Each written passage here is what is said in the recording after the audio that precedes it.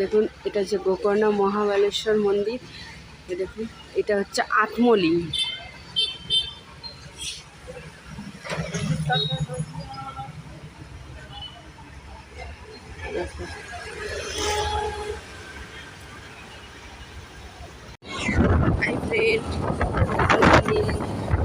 এখন আমরা বেরিয়ে পড়েছি গোকর্ণ থেকে মুর্দেশ্বর রাস্তাতে।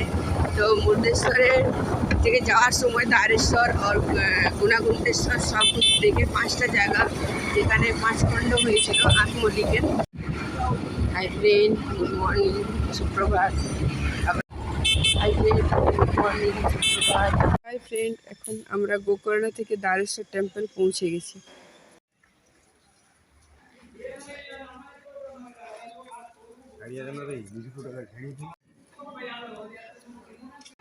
দেখুন দ্বারেশ্বর টেম্পলের গেট, এটা কামান বললে এখানে, এটাকে খুব সুন্দর।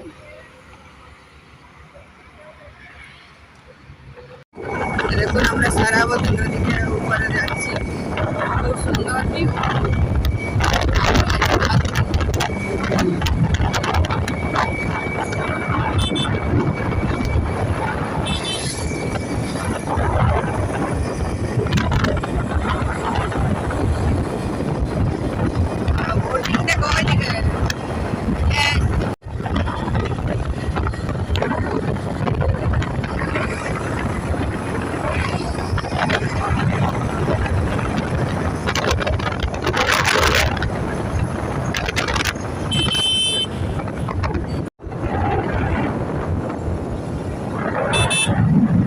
দেখুন আমরা এখন গুণবন্তেশ্বর টেম্পল এসছি।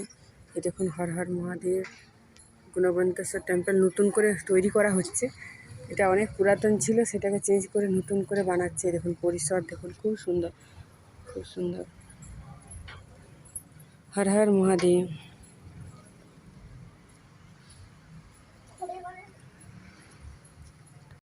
হাই ফ্রেন্ড, এখন আমরা গণপন্থী টেম্পলে এসেছি। এটা হচ্ছে গোকর্ণ থেকে অনেকটা আসতে হবে, মুর্দেশ্বরের রাস্তায় পড়ছে। মুর্দেশ্বর রাস্তায় যখন পড়ছে তখন আমরা বললে যখন সব মুর্দেশ্বর, গুণগুন্তেশ্বর আর ধারেশ্বর, এই টেম্পলগুলো এখানেই পাবেন। আর গণপতি টেম্পলটা আপনার শুধু একটু ভিতর দিকে আসতে হবে, মানে একটু মানে অনেকটাই, মোটামুটি 8-10 কিলোমিটার ভিতরে আসতে হবে জঙ্গলের মধ্যে। আপনারা এলে এখানে মনে হবে না যে জঙ্গল বটে, পরিবেশটা খুব সুন্দর। আপনারা থাকারও জায়গা আছে, আপনাদের দেখুন এখানে থাকবারও লজ জায়গা সব কিছু আছে।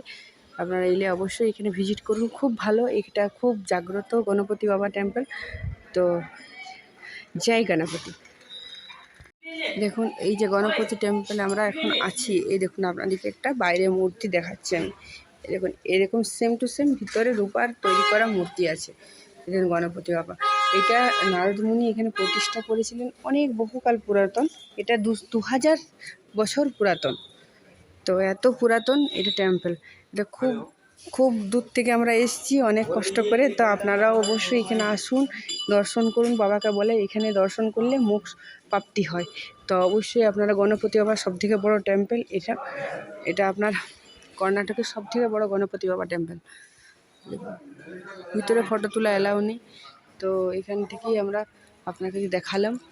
দেখুন নারদ মুনি এখানে স্থাপন করেছিল। আরও ভালো করে যদি হিস্ট্রি আমি বুঝতে পারি, এরাও বলতে পারছে না, আমরাও বুঝতে অসুবিধা হচ্ছে এদের ভাষা। তো যদি আরও বুঝতে পারি আপনাদেরকে অবশ্যই দেখাবো, আমি অবশ্যই জানাবো। হাই ফ্রেন্ড, গুড মর্নিং বলা ভুল হবে, গুড আফটারনুনই বলতে পারি। এই দেখুন এখন মুর্দেশ্বর টেম্পলে আমরা এসে পৌঁছে গেছি। এদিক থেকে আপনার এন্ট্রি। ওই দেখুন সামনেই সমুদ্র, মহাদেবের মূর্তি দেখতে পাবেন ওই পাশে। 200 ফিট উঁচু এই মন্দির, দেখুন খুব সুন্দর আছে। আপনাদেরকে দেখাচ্ছি ঘুরিয়ে, চলুন ভিতর দিকে যতটা দেখানো যাবে দেখাবো। ও নমঃ শিবায়। চলুন, এই মুর্দেশ্বর টেম্পল কর্ণাটকে আছে। বহুত অসুবিধা হয়।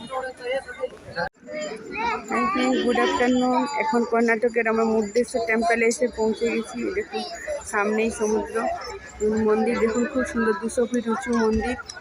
দেখুন খুব ভালো লাগছে, এই জায়গাটা খুব সুন্দর, খুব সুন্দর। এখানে মহাদেবের মাথার উপরের অংশটা পড়েছিল, এটা আত্মলিঙ্গের মধ্যে ভরা হয়। চলুন আপনাদেরকে ঘুরিয়ে দেখাই। দেখুন এটা মুর্দেশ্বর টেম্পলের ভিতরে গণপতি বাবা টেম্পল। এই দেখুন মুর্দেশ্বর টেম্পল, এইটা অরিজিনাল মূর্তি আছে, শিব মূর্তি, এটা এখানেই আছে। আর এই দেখুন এটা বড় করে বানিয়েছে লিফট মানুষের ওঠার জন্য, উঠবো আমরাও, উঠে উপর থেকে দেখব। দেখুন ভিড় সেরকম খুব একটা নেই, মোটামুটি 15-20 মিনিট দাঁড়ালেই আপনি দর্শন হয়ে যাবে আপনার।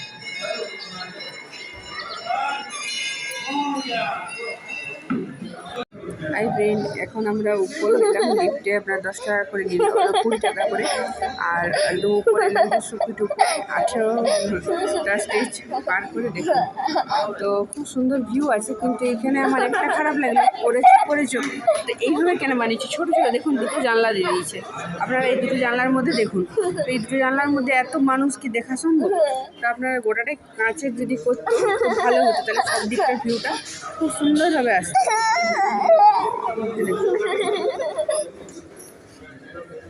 কর্ণাটক সরকার সব কিছু করেছে, কিন্তু এটা করে দিতে পারতো।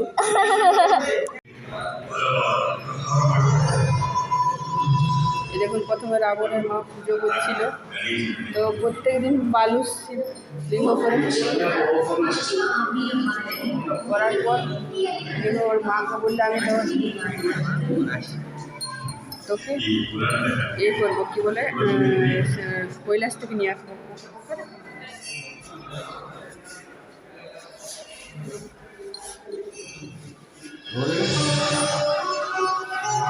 শিব আনতে কৈলাস থেকে যাবে বললো, শিব আনতে। রাবণ যে কৈলাসে তপস্যা করতে লাগালো, কৈলাসে যে রাবণ তপস্যা করছিল।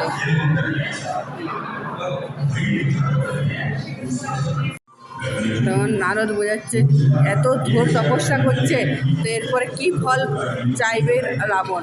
এ দেখুন রাবণ 10 হাত 10 মাথা 20 হাত দিয়ে আপনার কৈলাস উঠিয়েছে। দেখুন দেখুন শিবের কাছে বর চাইছে রাবণ, বলছে মা দুর্গাকে আমি নিয়ে যাব।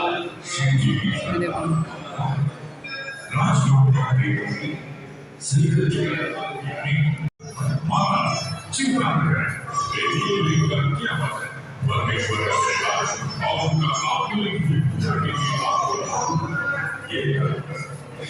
দেখুন মন্দারকে বিয়ে করে নিয়ে এসছে রাবণ, বলছে আরেকজন আছে মা দুর্গারই এক অংশ, সে হচ্ছে মন্দরী। এই দেখুন মন্দরীকে বিয়ে করে নিয়ে এসছে রাবণ।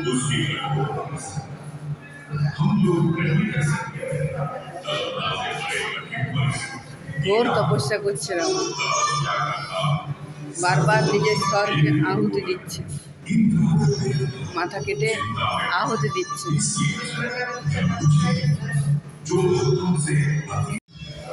দেখুন নারদ গণেশকে বলছে যে তুমি যাও, এটার কোনো ব্যবস্থা করো, প্রচুর ধ্যান তপস্যা করছে, শিবজি বর দিয়ে দিবে যে আমরা চলে যাওয়ার জন্য কৈলাস থেকে লঙ্কায়।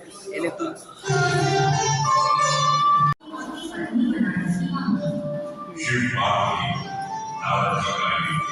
এ দেখুন বললো যে সূর্য অস্ত যাচ্ছে, আমি এখন সন্ধ্যা আরতি করবো একটু সমুদ্র ধারে।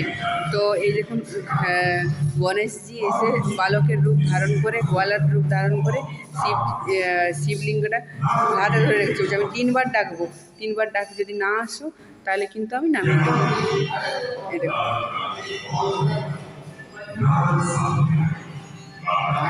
আর এখানে দেখুন যে বলছে যে আমি 2-3বার ডাকলো, ডেকে পরে আস্তে আস্তে ডেকে দিয়ে পর রাবণ দৌড়ে আসছে যে নামাও না নামাও না নামাও না, বলছে আমি এত ভার সইতে পারছি না, তো নামিয়ে দিই। এই দেখুন নামিয়ে দিই। তখন গণেশের মাথায় দেখুন আঘাত করলে, যখন নামিয়ে দিল এই দেখুন গোকর্ণতে, তখন গণেশের মাথায় জোর আঘাত করেছিল।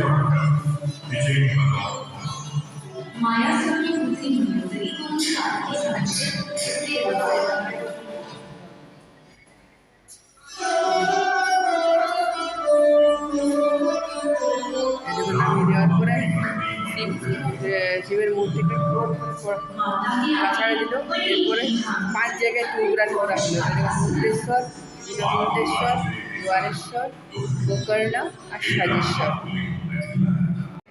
এ দেখুন এখন আমরা রিভারের উপরে, হাইওয়ের উপরে যাচ্ছি, খুব সুন্দর ভিউটা দেখলাম, তো বলি একটা ভিডিও করি। আমরা সাজেশ্বর টেম্পল যাচ্ছি। এই দেখুন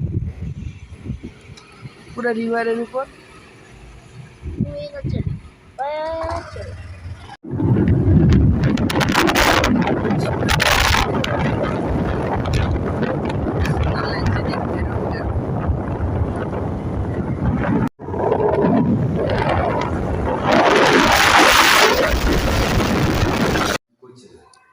দেখুন এখন আমরা সাজেশ্বর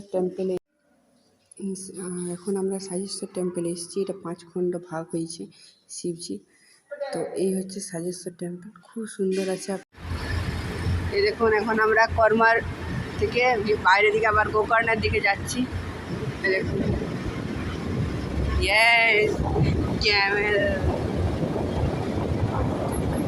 ক্যানেলের ভিতর দিয়ে দেখো দেখো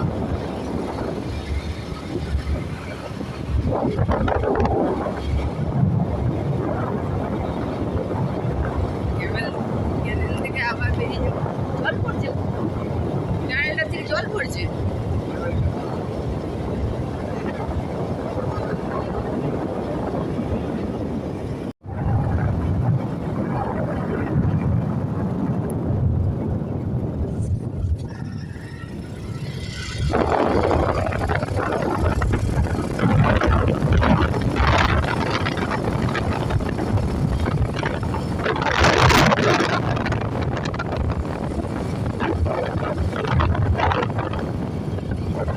আবার ক্যামেলের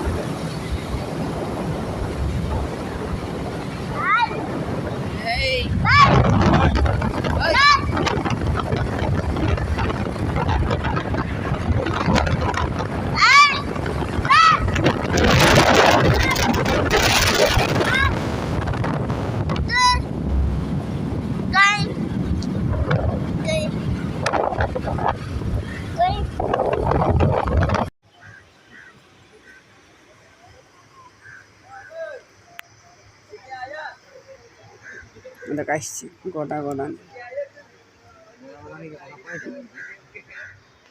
কে জানে।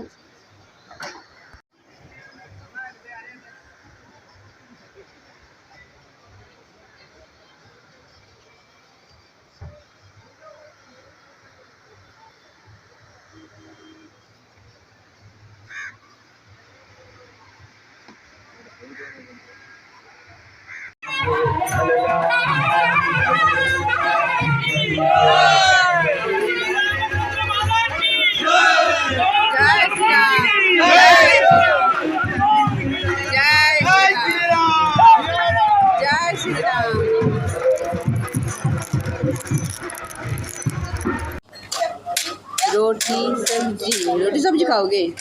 हाँ। हाँ रोटी सब्जी। रोटी कैसे खाओगे दिखाओ, ऐसे करके खाओगे रोटी सब्जी।